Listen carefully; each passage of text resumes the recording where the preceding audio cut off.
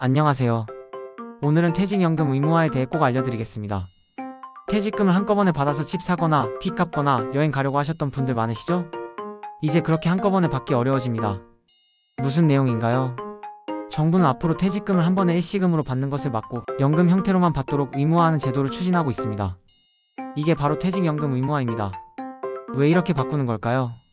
그동안 많은 분들이 퇴직금을 한 번에 받아서 빚 갚고 자녀 결혼 자금 쓰고 혹은 갑자기 다 써버리는 경우가 많았습니다. 그러다 보니 정작 노후 생활비가 부족해져서 다시 일을 하거나 생활이 어려워지는 문제가 생겼습니다. 정부는 퇴직금을 목돈이 아니라 평생 쓸 수 있는 연금으로 만들어 안정적인 노후를 준비하도록 바꾸자는 취지입니다. 앞으로 어떻게 달라지나요? 첫 번째, 퇴직금을 무조건 연금 형태로 받도록 법으로 의무화됩니다. 일시금으로 전부 받는 것은 원칙적으로 금지됩니다.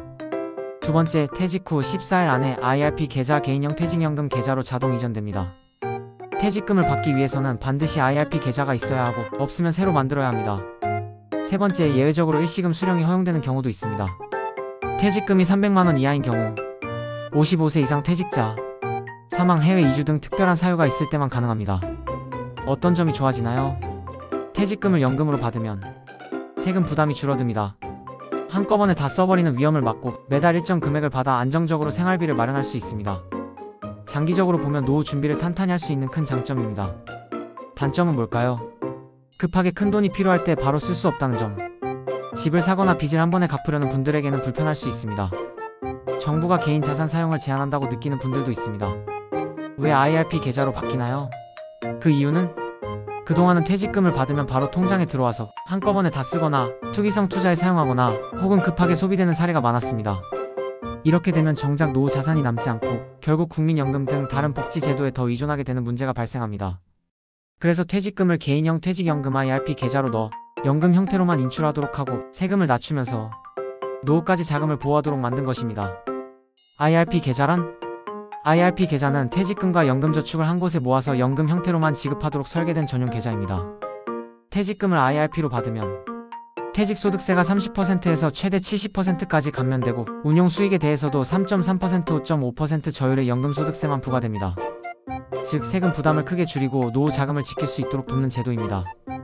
구체적인 사례, 예를 들어 퇴직금을 한 번에 1억 원 받으면 퇴직소득세 전액 내고 남은 돈을 한꺼번에 써버릴 위험이 큽니다. 하지만 IRP에 넣고 연금으로 받으면 세금을 크게 줄이고 매달 일정 금액씩 안정적으로 쓸 수 있습니다.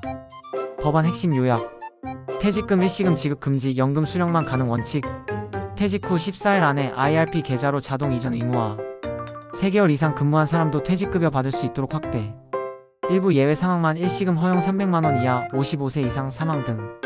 계좌 자동 이전 의무화란? 앞으로는 퇴직하면 자동으로 IRP 계좌에 돈이 들어갑니다. 별도의 요청이나 신청을 하지 않아도 퇴직일로부터 14일 이내에 기업이 퇴직금을 IRP 계좌로 보내야 합니다. 이렇게 하면 개인이 따로 신청할 필요 없고 목돈 유혹을 줄이고 자연스럽게 연금 수령으로 연결됩니다.